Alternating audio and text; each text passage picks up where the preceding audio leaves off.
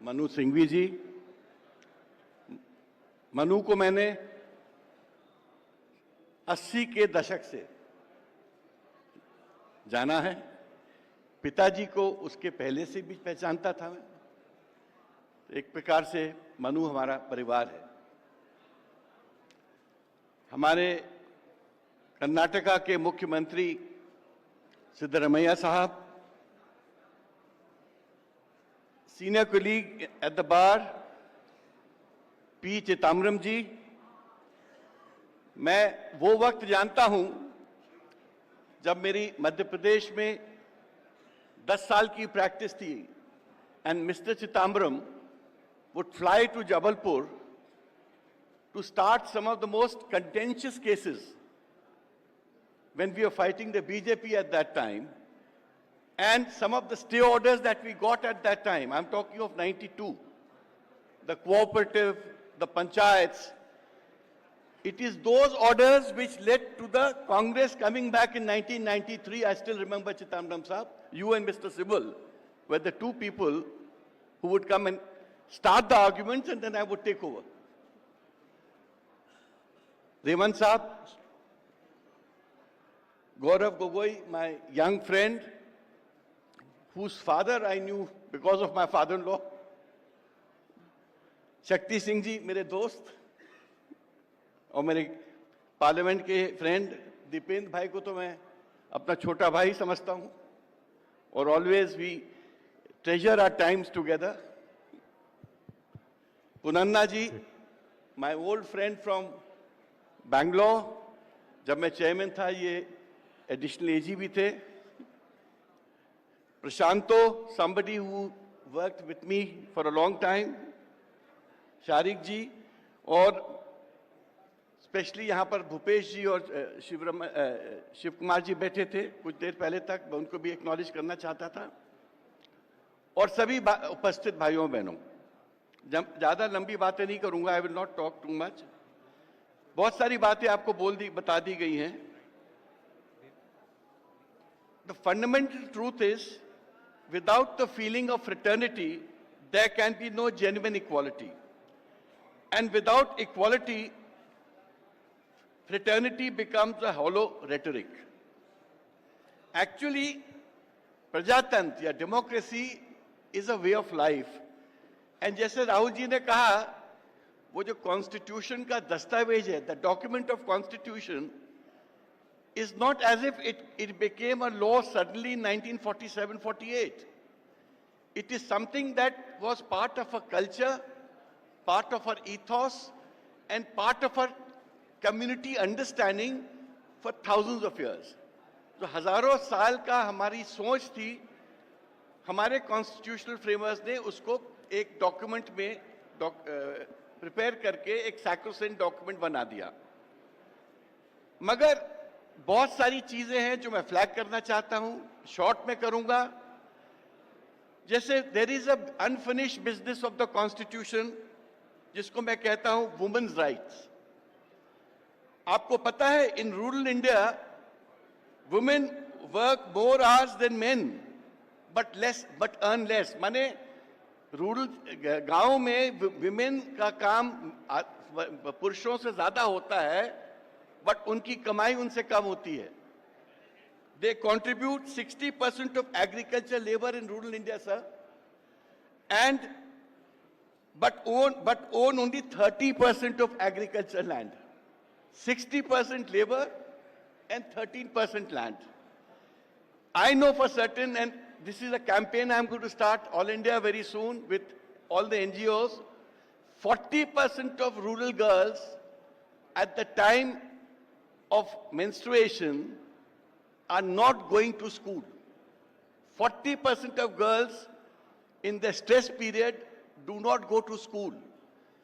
And this is a huge thing, which we are going to take up on an all India basis in different states with NGOs to educate, to prepare, and to make them attend schools. Similarly, I would like to say, in urban India, women force participation has declined from 34% to 20% in recent decades. But the violence statistics against women is enormous. You know, in 22 alone, sir, 31,516 rape cases were registered against women. 31,516 rape cases. हम किस समाज में रह रहे हैं? What is the kind of country we are living in? And how are we accepting all this in this country? 10,000 victims were minors out of this 31,000. What I'm trying to say is, I'm not saying, I mean, if I give you the statistics, I have statistics of Rajasthan, Madhya Pradesh, Uttar Pradesh, in thousands. And these are only reported cases. So मेरा ये कहना है, देखिए, sooner or later, 1/3 reservation is coming for women. It may take time, but it has to come. सबसे पहले तो we should prepare our party with women leaders.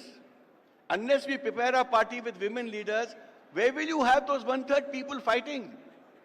ये कहाँ से आएंगी? And I don't want Sarpanch Patni and Janpad Patni.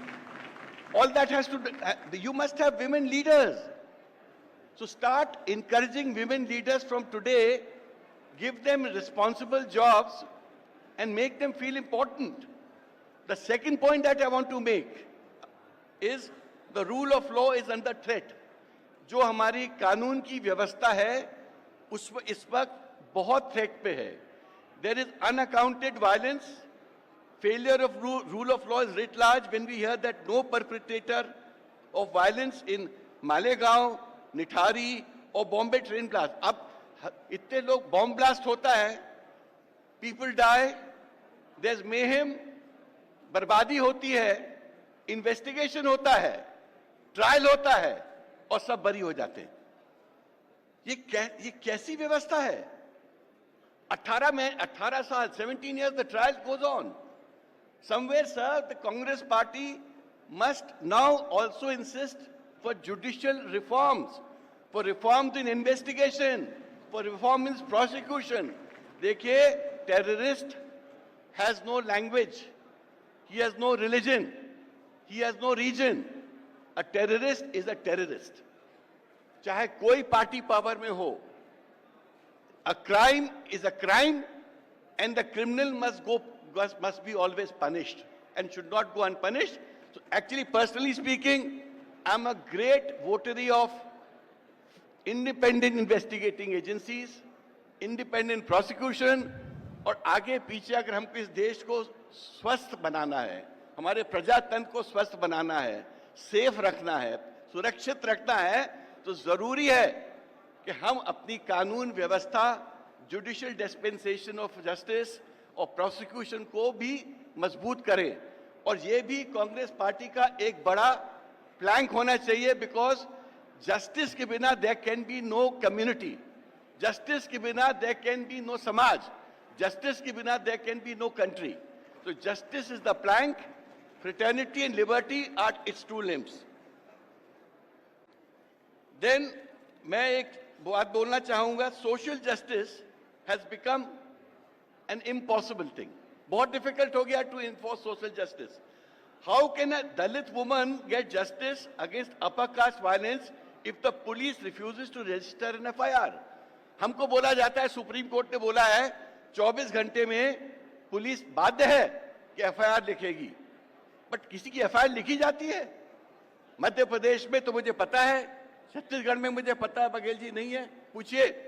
जब तक BJP का डिस्ट्रिक्ट प्रेसिडेंट हामी नहीं भरता है तो पुलिस TI जो है FIR लिखता नहीं है.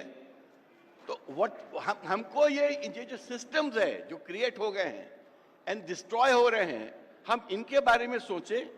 How can a tribal family protect ancestral land if courts are captured by mining lobbies? Mining lobbies आपके ट्राइबल लैंड में घुस चुकी हैं, उनको एनवायरमेंट क्लियरेंस भी बड़े आराम से मिल जाता है. there is hardly any fight at the lower level. कोई स्ट्रगल नहीं होता आजकल. Systems are well captured. So how will they fight? Those farmers will fight. तीसरा, how can a Muslim, a Christian, a Sikh, or Buddhist or Jain get fair treatment? Chhattisgarh की 2 nuns को arrest करके jail भेज दिया है. उनका क्या अपराध था? अगर वो अपने कम्युनिटी की लेडीज को जॉब दिला रही हैं और जॉब के लिए कहीं लेके जा रही हैं, क्या ये अपराध है? और कुछ बजरंग दल और दुनिया भर के एक्टिविस्ट आ जाते हैं, वहां पर शोर मचाते हैं, police gets active and arrest those ladies. ये पूरे हिंदी हिंटरलैंड में हो रहा है। ये खाली मध्य प्रदेश और छत्तीसगढ़ की बात नहीं है। राय साहब बैठे हैं, उत्तर प्रदेश की भी ये हालत है, बिहार की भी यह हालत है। और जब तक हम इन व्यवस्थाओं के बारे में ठीक करने के बारे में नहीं सोचेंगे, तो Congress has been a party of ideas. The constitution itself is an idea. अगर हम न्यू आइडियाज को लेके एक नई कांग्रेस को तैयार नहीं करेंगे, तो हम ये पुराने आइडियाज को लेके चलते रहेंगे। उस आइडिया से तो ठीक है, तो कोई भी चला सकता है, कोई भी चल सकता है, क्या फर्क पड़ता है फिर? अगर हमको देश को बदलना है, सुरक्षित रखना है, हमको एक न्यू आइडियाज के साथ आगे बढ़ना पड़ेगा। इसी तरह मैं बताना चाहता हूं रूरल इनइक्वालिटी।